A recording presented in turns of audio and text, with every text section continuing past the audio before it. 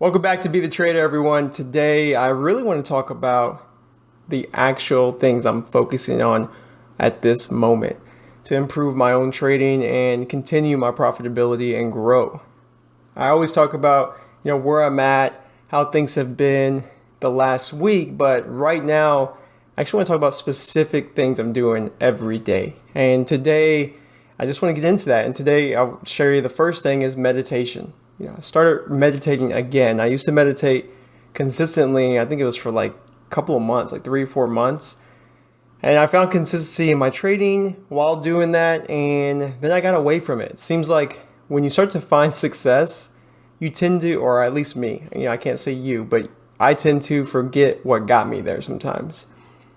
And that's a weakness. And meditation was part of that process. And so I picked it back up. Been really enjoying it. I picked it up like a week ago and did 30 minutes on a Saturday, 30 minutes on a Sunday. I know you're like 30 minutes, that's a long ass time.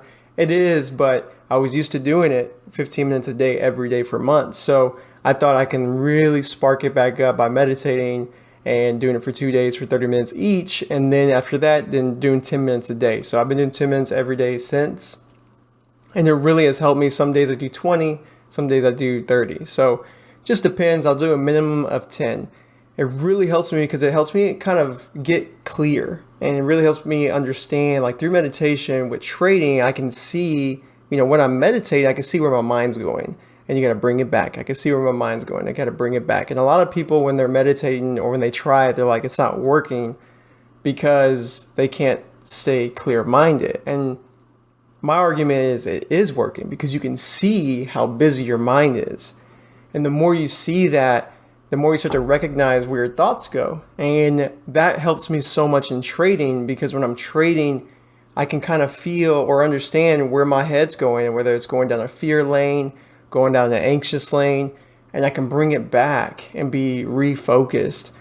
And that helps me really, with externalizing my emotions. Like whenever I start to feel that way, I actually start to voice it when I'm trading. Like I'm starting to feel a little anxious here. And then when I say that out loud, I acknowledge it, and then I can explain or talk myself through, why do I feel this way? Why am I feeling anxious? And more times than not, it could be because I don't want to miss out. And then I'm like, well, why is that? Why do I have FOMO? And I walk down that lane, and eventually it could take me to a state of clearness, right? Where I can understand my feelings because, they're legitimate, they're there for a reason. And then I can get back to the process and staying focused. So meditation has really helped me do that because I can now pick it up a lot quicker. Before I've already, forced a trade, or before I cover too soon, or whatever it is. It's really helped me. So I think if you guys should, try that, I'm sure you'll love it. And I was talking about being aware of how I feel and externalizing my feelings out loud. I started, redoing my journal. That's something I used to do all the time too. And then, you find success and you're just like, well, forget that. I don't need that anymore. And, interviewing a couple of other traders, realizing they still journal, and interviewing Dr. Brett Steenbarger and how he coaches big time traders and they still journal, and send that journal to him. Yeah, there's some, validity there. It got me to consistent. So why did I get rid of it? And so I started journaling again. And, journaling has really helped me because I write down, my plan, why I traded it, the details of the trade, my emotions when I got in the trade, or even my emotions before the day starts. And then I even write what my mistakes or lessons were, right? How I can improve on the trade and so forth. And I take a picture of the actual trade itself. That is, I just started doing that again. Actually journaling. Before I would just upload a trader view and look at the trade, see how I did for the week, the month, the stats. Like that's great, right? Like, you know your stats, your win rate, your risk reward, your profit factor, but actually journaling and writing down the specifics, how you felt in the moment, then going back and looking at it. It's very interesting, the perspective you get. So that's something I highly recommend if you stop doing it, especially, most people stop doing it when, or at least me, I stopped doing it when I started to find my success. And like I said, it's like, for some reason, why would I get rid of that if it works, right? If it's part of it's part of the reason why I got here. It's not me, right? It's because of all of these reasons, all of these factors, all of these implementations. And another one is, I'm trying to focus on, this is really hard for me, is trying to work on stop sharing my good and bad trades with friends. And because I personally have, I don't know, it's really hard for me to get out of that state of like over celebrating and just beating myself up, right? Especially when you hear other people doing good. And the good news is meditation and externalizing my feelings helps me rein that back in. So it's not as bad or nearly as bad as it used to be, but it still does affect me. So I'd rather just keep that to myself. And I'm in the mid. It's hard. I like to talk about it. I like to talk about it with other traders, especially people that understand where I'm coming from and know that I'm all about, did you have a good day? As in, did you stick to your plan, your process? That's really all I care about. And one thing I also started doing is reading the Daily Trading Coach once again. And I'm actually just using it just like it says in the book, like how he prefer it to be used. It's written by Dr. Brett Steenbarger. I'll maybe put it in the show notes so you guys can go check it out. Great book, and you can actually just look at the glossary and see, there's different chapters. There's short chapters, real short. You can literally read it in like 5 minutes. Excuse me, any chapter. And I would put, maybe one chapter says how to deal with emotions. Another chapter is how to deal with fear of loss. And you can just pick whatever chapter you feel for that morning, read it, and then you kind of have your own coach, because it kind of shows you how to be a coach to yourself.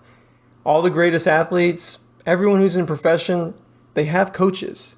Even though they're great, they still have coaches, because it's one thing when you're by yourself, but it's another when you have a coach with you. And if you can be your own coach, well, why not? I have also been really trying to get back onto focusing on the process rather than the outcome. And one thing that's happened to me, like what helped me get consistently profitable is process orientation, right? Just only focusing on trading well, because profits all tend to follow when I do that. But then 6 months of consistency, and then some reason, you let go of some things like meditation and journaling. But some reason you start focusing on, or I did, where it was like, man, I think I got this, right?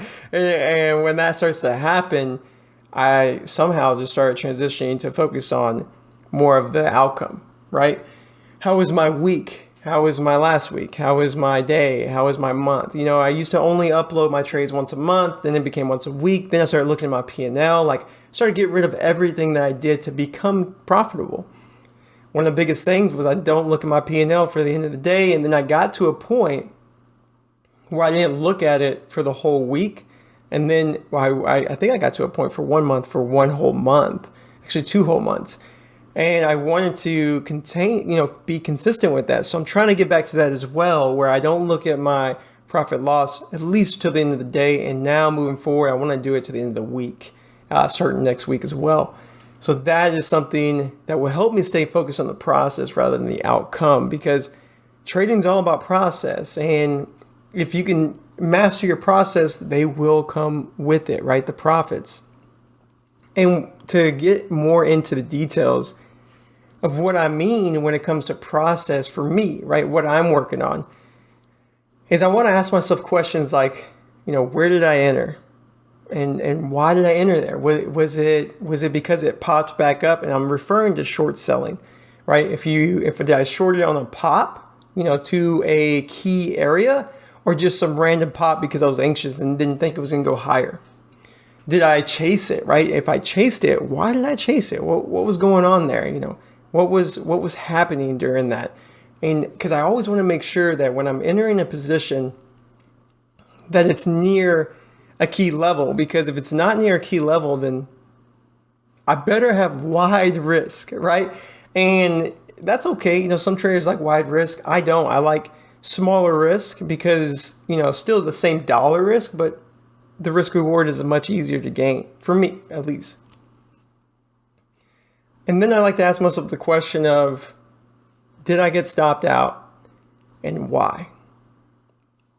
this is so important for me. Because if I got stopped out because I adjusted my risk, then I need to ask myself, did I adjust too soon? And if I did, why did I adjust too soon? Was it because I was nervous? Was it because I was greedy, right? And I wanted to make more money, so I added and adjusted my risk to validate that ad, right? To keep my dollar risk the same. Or was it a legitimate reason? Like, should I have been stopped out, right? Was it an actual key area? Was I proven wrong? Like, those are the questions I want to ask, because if I'm getting stopped out on trades because I'm just anxious, or because I don't want to lose, or because I'm greedy, those are the wrong reasons. I should be stopped out only when I'm wrong. And hear me clearly. When I'm wrong doesn't mean that I'm losing money. I'm wrong when the chart tells me, and that's predetermined by me before I enter the trade. And afterwards, I gotta stick to that. Now, the only reason I should adjust my risk personally is if a key area or a pivot point has been broken and the chart justifies a risk adjustment. Now, just because I adjust my risk doesn't mean I should change my size, because you can, but sometimes it's not validated. So I always want to ask myself, why did I get stopped out? And if it's greed or because I didn't want to lose, I need to analyze that. And I want to get to only taking a stop because it makes sense. The other two things before I end this is I need to start tracking again, which I have been watching a lot of setups, just been trading, but I want to start tracking one setup at a time. And I say that because tracking, sometimes I'm like, ooh, I want to track setups, so then I'll track 3-4 setups. I want to learn how to trade this kind. I want to learn how to trade this and this. But I have found when I do that, I don't track anything because I get overwhelmed. And I'm like, man, there's so many that it's stressful, and I want to make it easy, right? I want this to be easy. So I do it consistently, right? If it's hard and difficult, that's just extra barriers that I don't need right now. And so my goal is to track only one setup, and that's it. One new setup that I want to trade, or it doesn't even have to be a new one that I want to trade. It could be one that I want to improve, that I'm already profitable at, right? But it's only one. And so that's something that, I started doing again as well. And I'm just tracking it. I'm taking a picture of the chart. I'm entering all the information that's important to me, like float, cap, if it was news, what my plan would have been, the lessons I can learn from looking at the chart of good entries, good exits. I write that all down. And I can tell you already that I feel it working. It's already building more confidence in those plays for me, because I'm starting to recognize things. When you focus on one thing, you start to recognize little differences between each of them in that one category. So I'm getting back to that. I talked about this on an old episode when I found consistency, that I just traded one pattern. And it's because I start to see the differences within that one pattern. So I saw, all these A setups, but then I saw the A plus, right? Within the A's, or the A plus or the A minus, because I only focus on that one. And I'm starting to do that again with journaling. So something I just wanted to share, because it is going to be huge in my trading. I can already tell. And the last thing, it's kind of funny. I'm a gamer. I love gaming. I love, playing FPS games as first-person shooters. If you have me on Discord, you already know this, because you guys have already messaged me like, dude, you game a lot. And I do. I love it. It's definitely relaxation. But at the same time, I have all of these new implementations, like tracking all my trades, tracking all these setups, making sure I review, making sure I go back and review my trades, making sure that I create my watch list, making sure that I actually read a new trading book, and read the daily trading coach and meditate. And I started also, just throw it out there. I wanted to record my trade so I can look at it and actually hear my thoughts and rewatch the tape, right? I think it's important. So that takes a lot of time. It takes a whole lot of time. And so I'm just trying to be more focused on that.